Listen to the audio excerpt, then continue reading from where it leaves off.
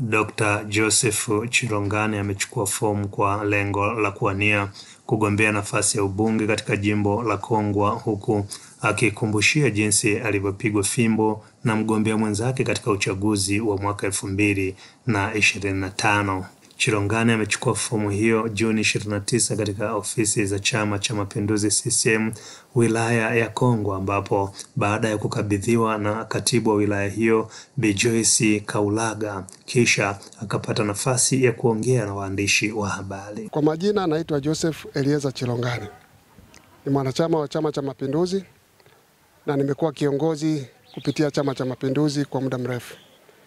Nimekuja makusudi kwa lengo la kuja kuchukua fomu kwa ajili ya kugombea nafasi ya ubunge katika jimbo la Kongwa. Hii sio mara yangu ya kwanza kugombea nafasi hii. Mwaka 2015 niligombea nafasi ya ubunge katika jimbo la Kongwa. Kama mlisikia kuna mjumbe au mgombea ambaye amepigwa na mgombea mwenza Mheshimiwa Ndugai, basi ilikuwa ni mimi. Nilitandikwa fimbo nikaenda kulazwa hospitali, lakini yale yalikuwa ni katika purukushani za uchaguzi. Ndugai mimi sio adui yangu, ingawa sio rafiki yangu wa karibu, kwa sababu ni mtu ambaye hata tukikutana leo tutasalimiana, na jambo lile kama nilivyosema kwangu mimi nililisamehe kwa sababu ilikuwa ni katika purukushani za uchaguzi. Kwa hiyo ni swala ambalo halikunitengenezea chuki na wala sitarajii kwamba anaweza akaliendeleza, kwa sababu kiutani alikuwa anatuita Wanyamuluzi. Wanyamuluzi kwa Kigogo, kwa Kiswahili ni walioenda jando hivi karibuni. Sasa kama ni walioenda jando, maana yake tulishaogeshwa, tumekuwa wanzalu. Sasa hili jambo sidhani kama linaweza likarudia tena, kwa sababu na imani na yeye alijifunza kitu katika tukio lile.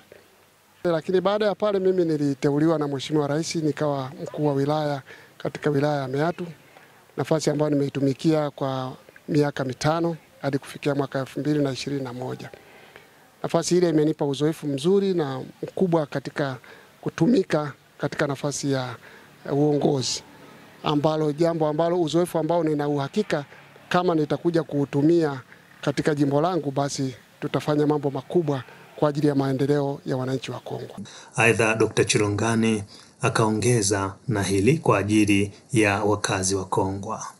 Jimbo la Kongwa ni eneo ambalo lina fursa nyingi sana za kuweza kutumika au zikitumikiwa vizuri zinaweza zikaleta maendeleo makubwa sana katika sekta ya kilimo, hasa kilimo cha umwagiliaji. Kuna maeneo mengi sana ambayo yana mabonde ambayo kama yakitengenezewa, kijengea mabwawa au kuchimbiwa visima na kuanzisha kilimo cha umwagiliaji, kinaweza katufikisha mbali sana katika maendeleo ya eneo letu la Kongwa, kwa sababu kwa kweli kuna nafasi kubwa sana ya kuweza kutumikia katika sekta hiyo kwenye jimbo la Kongwa. Lakini pia swala la ufugaji, Kongwa ni sehemu ambayo kuna maendeleo makubwa katika ufugaji, lakini bado kuna migogoro ya wafugaji na wakulima.